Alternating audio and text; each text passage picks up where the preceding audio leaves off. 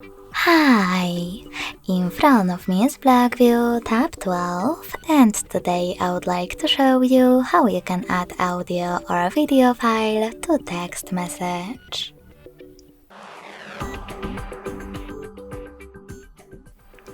First of all, go into Messages app and tap on one of your chats.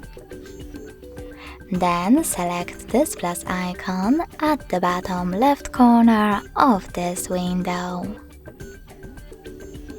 Now scroll all the way down and choose Attach File.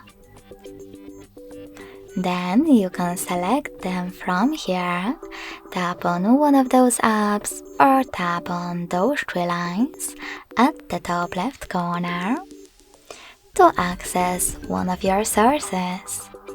You can also tap on audio and video filters at the top.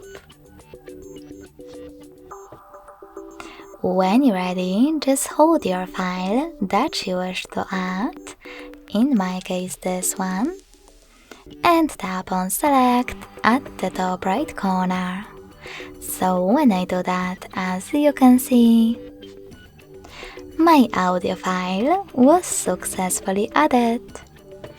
Thanks so much for watching. If you enjoyed this video, leave a like, comment, and subscribe.